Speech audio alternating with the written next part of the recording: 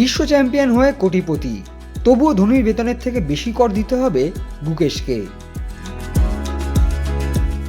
और ये धोनी की हुई जी। गजब ग्रिप कैसे SRMB जैसे SRMB TMT बार की विन ग्रिप टेक्नोलॉजी सीमेंट के साथ बनाए मजबूत पकड़। Grip is important.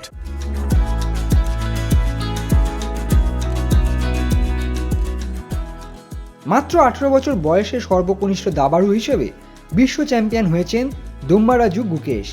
তবে শুধু বিশ্বসেরার খেতাবই পেলেন না, পেলেন বিপুল আর্থিক পুরস্কারও। ভারতীয় মুদ্রায় মোট 11,45,00,000 টাকা তিনি জিতে নিয়েছেন। তবে এই পুরো অর্থটা তিনি পাবেন না।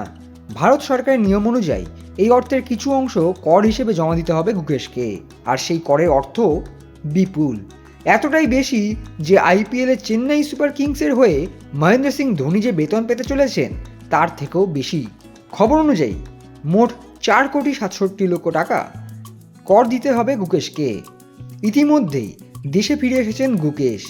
এই নিয়ে মাইলাদুথুরাইয়ের সাংসদ আর সুধা প্রধানমন্ত্রী নরেন্দ্র মোদী এবং অর্থমন্ত্রী নির্মলা সীতারামনকে চিঠি দিয়ে অনুরোধও জানিয়েছেন যাতে এই কর মকুব করা হয়।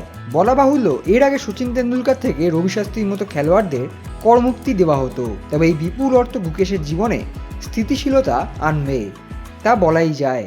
বাবা রজনীকান্ত ছিলেন নাক কান গলার শল্য চিকিৎসক, তবে ডাক্তারি ছেড়ে দেন তিনি। মা পদ্মকুমারী মাইক্রোবায়োলজিস্টের কাজ করেন। মা বাবার বন্ধুদের অর্থে নানান প্রতিযোগিতায় অংশ নিয়েছেন গুকেশ। এবার এই বিপুল অর্থ গুকেশ ও তার পরিবারকে স্থিতিশীলতা দেবে তা বলাই যায়।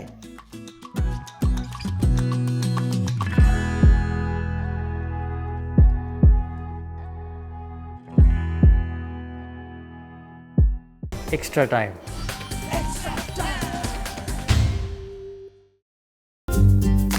লেটেস্ট নিউজ আর এক্সক্লুসিভ ভিডিওর সঙ্গে আপডেট থাকতে এখনই সাবস্ক্রাইব করুন আমাদের ইউটিউব চ্যানেল। বেল আইকনে ক্লিক করতে ভুলবেন না যেন।